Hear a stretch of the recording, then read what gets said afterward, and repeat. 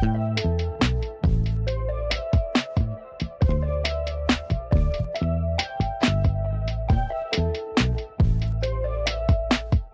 everybody, welcome to our new podcast, Menopause HQ, Hot, Tired, and Hormonal, where we have real talk about hormones, hot flashes, and not giving a shit. Now let me ask you something. How many of us were taught about periods like this? Here's a pad, here's a tampon, now don't get pregnant. And that was it. My mom said that she was told to keep a quarter or a nickel or something between her legs, and that was it. Nobody explained what that meant. That they just told her, you are a young lady now, you have a period, and you can get pregnant, and that's all she knew. Nobody explained to us what our ovaries actually do, what estrogen does, or what our whole reproductive system does. And the fact that these periods have an expiration date and what happens between the time where we start having a period until that expiration date, which is menopause. So when things start going kind of crazy in our 40s and 50s, we're confused, we're frustrated, and we're wondering what's wrong with us. Now, if you agree with me, then this conversation is definitely for you. Now, before I keep going, I want to introduce who I am. This is a new podcast. I know you have no idea who I am and why you should listen to me. But my name is Angela, and I'm the founder of Menopause Headquarters, or Menopause HQ. Menopause HQ is a company that provides resources to help women like me and you, women over the age of 40, to empower ourselves during midlife, during menopause, and beyond menopause. Now, here's the thing. Menopause didn't just surprise me, it confused me, which is kind of weird because I have a biology degree, a bachelor's in biology, and a master's degree in public health. My major was maternal and child health. So I know and understand how the female body is supposed to work, and I understand health systems. But listen, because just like most of you, I was not taught a lot about my body and how it works. I realized that most of us, we don't even really know how our reproductive system works from the beginning and how things change over time. We were taught how to manage our period, how to wear pads and tampons and things like that, but we were not taught what's going on in our bodies during our period, okay? We were definitely not taught what happens during perimenopause and menopause, which sets in decades later after we started our period during puberty, right? So today we're going to do what should have been done for us a very long time ago. We're going to back this thing all the way up, and we're going to talk about why we get periods, how hormones were designed to work together, and what your body has been doing behind the scenes long before menopause ever came into the picture. So once you understand what happens with your body back then everything that's happening with your body now starts to make a lot more sense. Today's episode is called Back That Thing Up, From Puberty to Periods, the Basics That We Missed. And we're going to talk about those basics because this is why I created this podcast. There are a lot of basics that are not taught to us about women's health, unfortunately. Too many women are walking into midlife completely unprepared for what their bodies are going to do because no one ever sat us down and explained the full picture. We learned about our periods in middle school. We learned about pregnancy if we wanted to have kids, and then silence. There's no conversation about what happens when hormones start shifting, no explanation of how your reproductive system changes, no roadmap from perimenopause or menopause. And when things start to feel off, we are left going to Google, trying to figure out what's going on and trying to connect dots that we were never even given. So this podcast fills in those gaps. We're going to talk about what's happening in your body in everyday language, starting at the beginning, so you can understand your body, trust yourself, and ask better questions when you talk to your doctor. This podcast is the space I wish I had when I was trying to figure out what was going on with my body. Now, I do have to tell you this disclaimer. This podcast is for educational and informational purposes only. It is not intended to provide medical advice, diagnosis, or treatment. Always consult your own healthcare provider regarding your personal health. Now, when I created this podcast, I knew I couldn't do this alone. I wanted to have someone on the show who has clinical expertise as well as lived experience with all the changes that come during this phase of our lives. So I'm joined with by my good friend. She's a co-host, and her name is Latalia. She's a nurse practitioner who specializes in women's hormones, and she created a company called The Final Flow, Menopause, and More. So, Latalia, can you tell everybody a little bit about you and why you specialize in hormones and why is this work important for you? Hi, everyone. I am Talia Lewis, and I've been a nurse practitioner for 14 years, but I've been in medicine for over 20 years. The devastation I have seen in healthcare is not just about illness itself, it is caused by the lack of knowledge surrounding the illness. The lack of education can be just as harmful as the disease itself. For years, I worked with women who come in saying the same thing over and over again. I don't feel like myself anymore. What I see is that so many women are experiencing very real hormonal changes, but they are not being educated about what those changes mean. Menopause and perimenopause affect every system in the body, not just reproduction, and yet we don't talk about it openly, especially in ways that are easy to understand. We all know that in 2026, the medical community doesn't focus on studying women's health as much as they should. A lot of what we know about hormones and menopause is based on limited research, outdated information, or studies that didn't even center women at all. And that's why conversations like this are important. I want to help women understand why what used to work for the body at 35 may not work for 45 or 55. How asking better questions at doctor's visits can completely change the conversation for the better. How some symptoms show up differently in women of color or diverse genetic backgrounds. How stress hit the body differently, not like it used to. And why it feels like everything is out of whack all over your body and in your mind. And how you can help yourself feel better and get some things or get your old self back. So thank you, Angela, for creating this space because women deserve real explanations, not confusion, not dismissal, not silence, and definitely not chaos in their suffering. Thank you, Latalia. I'm so glad that you're able to join me on this journey as we help educate women about what's going on with their bodies. And one of the things I really like about you and why I asked you to co host this podcast is because you explain things in everyday language. You don't lecture to people, and your patients don't feel overwhelmed because you explain things in a way that we understand what's really going on with our bodies, and you break it down so that just an average person can understand. We don't have to deal with any medical jargon. Now, one of the things I learned is that many women, no matter what age they are, we just don't understand our reproductive system. Some women don't even know what their bodies really look like. I've had conversations with women who didn't even know that there are three holes there, things like that.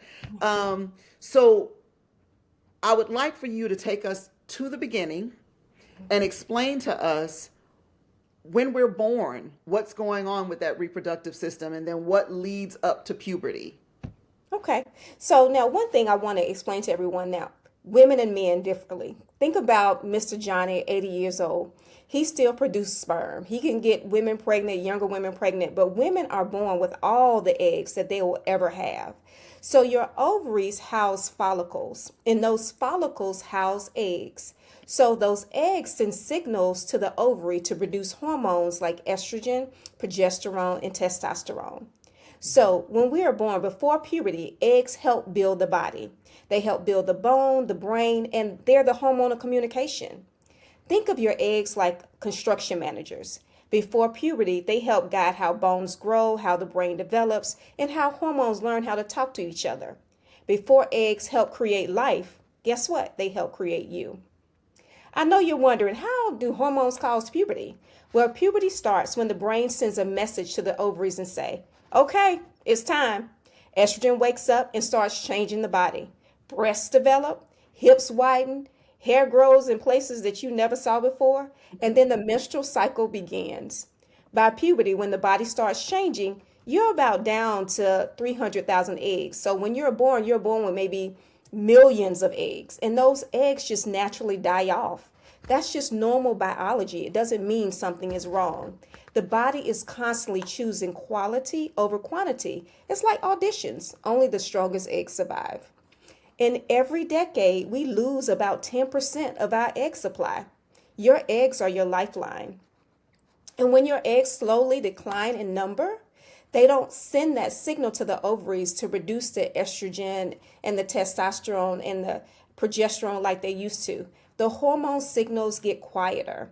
Estrogen, progesterone, and testosterone changes, and your messages weaken. The body starts responding differently. And that's when symptoms begin to show up. Just like Samson's hair represent his strength, your eggs represent your reproductive and hormonal strength. When you have plenty of eggs, during puberty or even before puberty, your hormone signals are strong and they are clear. But when eggs start to decline during perimenopause, then these signals start to weaken. That doesn't mean something is wrong. It means that your body is changing. The ovaries are a hormone making gland. And when the ovaries slow down, the body feels different. So, quick Okay. question, Okay. Latalia. I want to go back to when you said the eggs are your lifeline and they build your bones and all of that.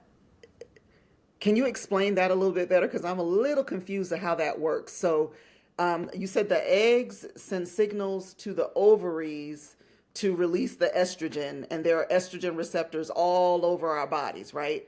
So, Yes. is that why you're saying eggs help build bones and things like that? Because they send messages to the ovaries to create estrogen, which goes to the receptors all over the body. Yes, kind of think of it like a text message. So when you're communicating from one person to the next and you're sending text messages. So hormones send text messages out to different glands. So they tell your body what to do. Okay, it's your Okay. communication system. Estrogen has 400 functions in the body. That's a lot. That's So, therefore, you have receptors in your brain, you have receptors in your lungs, you have receptors in your vagina, you have receptors in your bones. So, when those signals weaken, because remember, your eggs is the one that signals to ovaries to produce these hormones. But right. when you lose your egg supply, those hormones signal weaken. So you start having, different symptoms in your brain, like brain fog. You start having problems with high blood pressure because you have estrogen receptors in your heart. You have problems like high cholesterol. You can have allergies. So many changes happen when we start losing eggs or losing the quality of our eggs. And you said, did you say, I want to make sure I get this right. Each decade, we lose about 10% of our eggs. Is that right?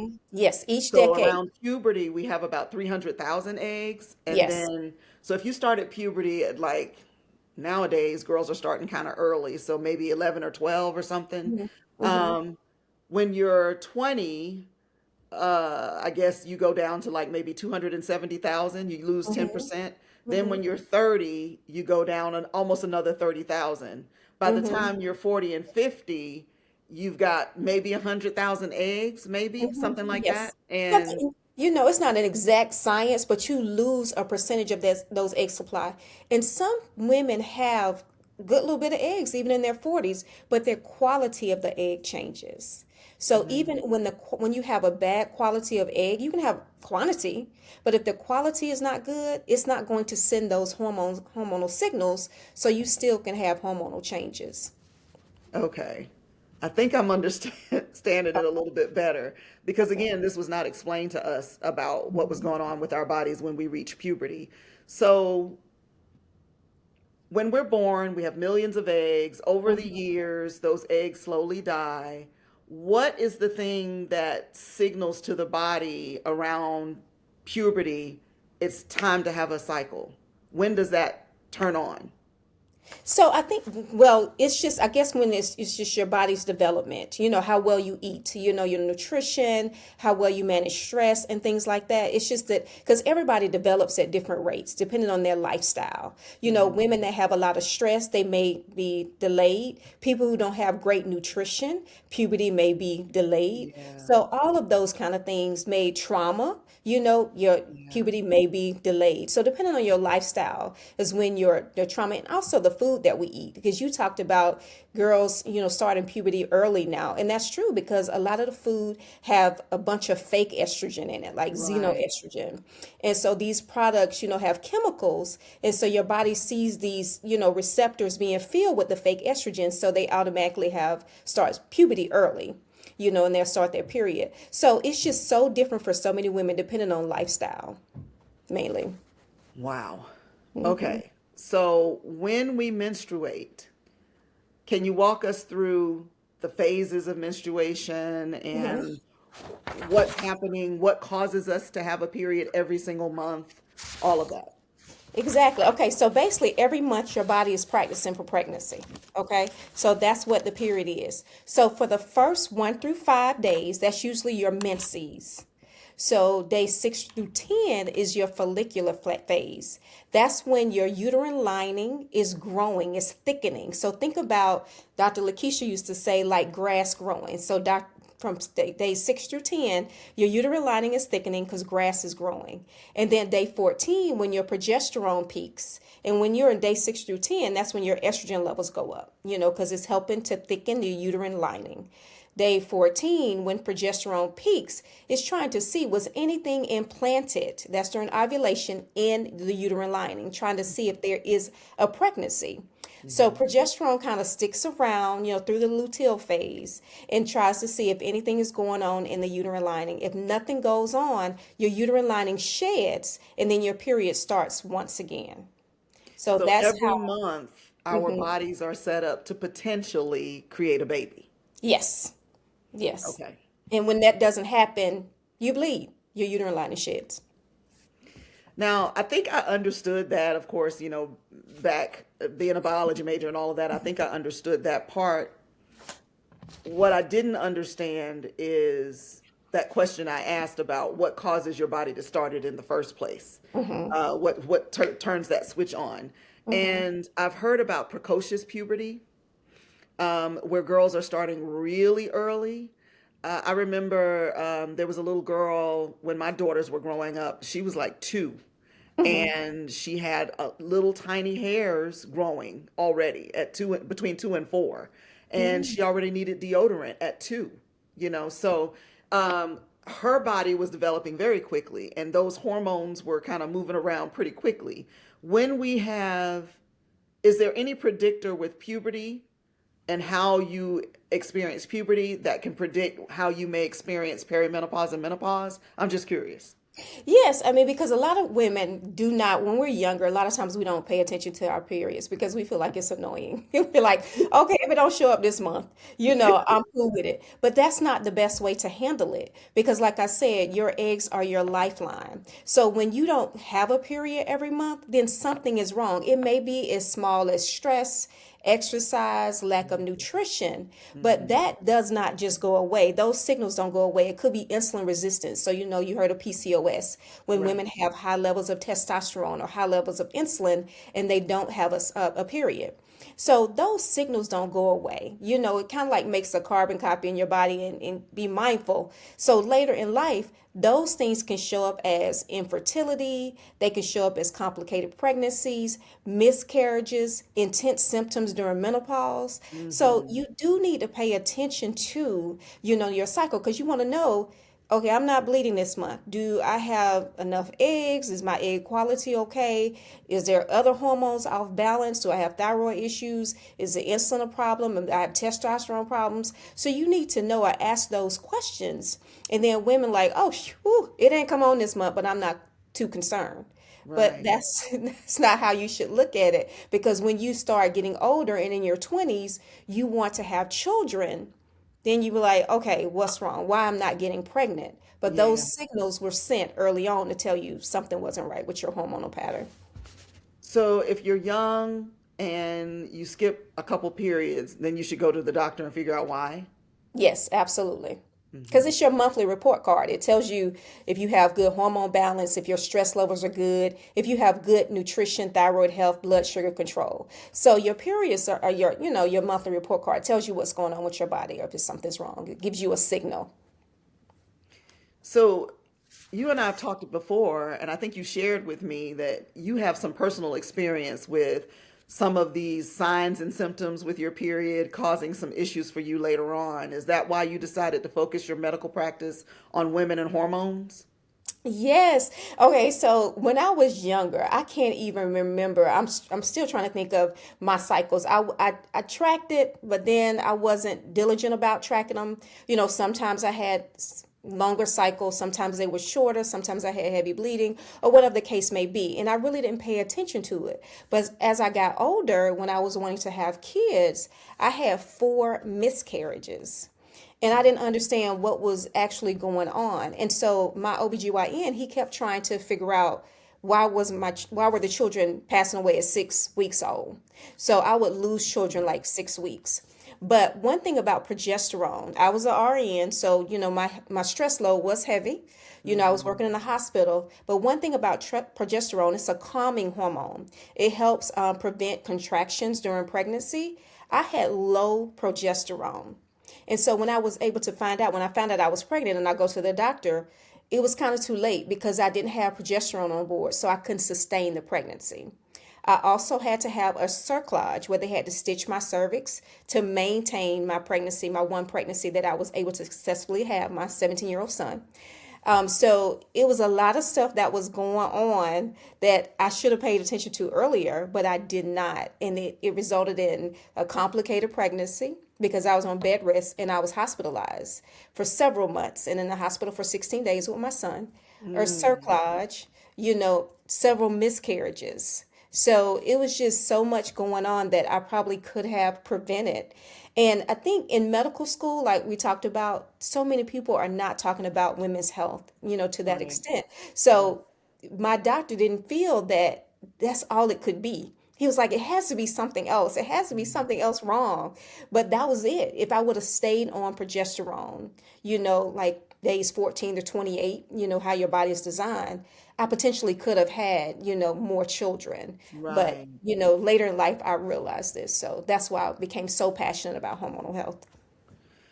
So that's the thing is that not only did our mothers not know their bodies, so they didn't know how to educate us, but the AARP did a study that showed that I think it's like 80% of residencies for internal medicine doctors do not go in depth about women's health and hormonal health and menopause.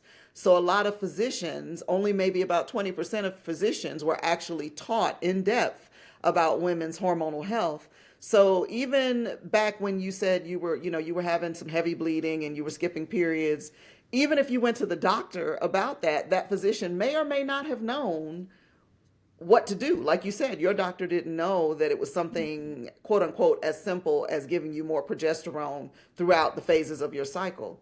So one of the reasons that I'm glad that we're here and that we're able to have these discussions is that women can learn things about their bodies so that they can go to their doctor and be have more armor, I guess you could say, to fight for themselves because you really have to advocate for yourself and for your own health when you go to the doctor. And if you don't know, and if your doctor potentially does not know, then there's some things that could be missing. So if Latalia had known about these hormonal shifts and things that were going on with her body, and the doctor didn't know, Latalia could have advocated for herself and said, listen, I want to try you giving me progesterone during other parts of my cycle. And sometimes I know personally I've had to push back with physicians and say, I want this done, or I want you to prescribe me this, for whatever is going on with my body. And they may or may not say, well, no, I don't think you need it. And I push because I know my body. Hmm. And I was going to say in women's health, but in anybody's body, no two bodies are alike. Right. So what's normal for you may not be normal for me. And I'm glad we're having this discussion and educating women. So even though most of the women that are listening right now are, like what my shirt says, straight out of estrogen. I don't know if you can see it. Yes. Most of the women watching this show are straight out of estrogen, like me and you, but we have daughters, and some of us have granddaughters, Mhm. and we can educate them, or they can listen to this podcast and learn what's going on with their bodies and what to look out for, so that if things start going kind of weird and they skip periods or they're having very heavy periods or clotting, they know that that's not necessarily normal, and they can go to the doctor and advocate for themselves. So I'm really glad you are explaining this, because it's very helpful to know the basics. So as we get into the next episode, which is all about perimenopause, we now understand how the body is supposed to work. And when things start shifting and things start glitching, we'll know how to better recognize it and how to advocate for ourselves. Mhm. So one of the things that really frustrated me, Latalia, and I know this is one of the reasons I like the way you practice, is going to the doctor and they say, well, your lab work is in the normal range, your estrogen levels are in the normal range, your progesterone levels are in the normal range, your testosterone levels are somewhat normal. They're low, but they're normal.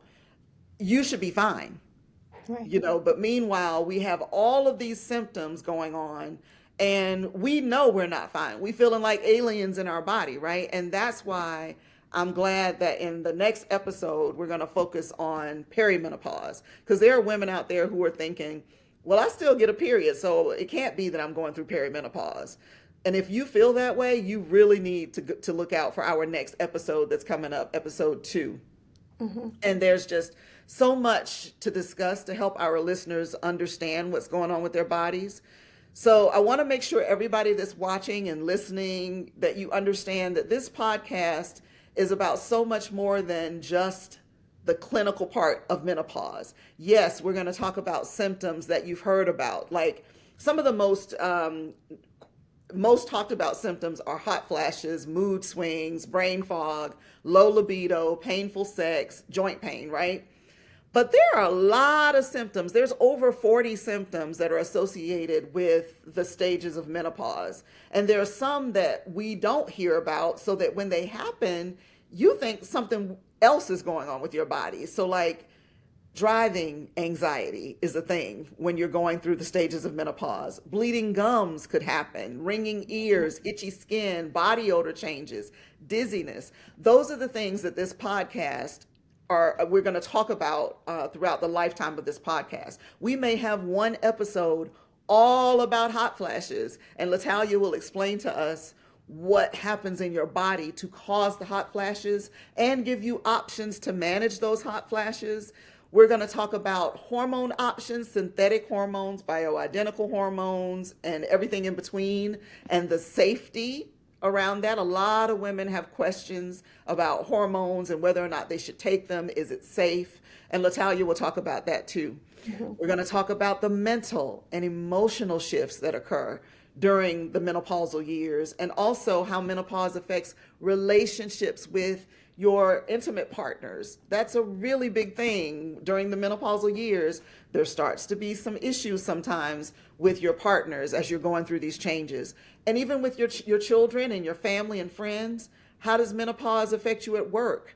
How is your patience when it comes to your years of perimenopause and menopause? And then also, we're going to touch on ways that menopause can show up differently for women of color. And we'll break all these things down in plain language.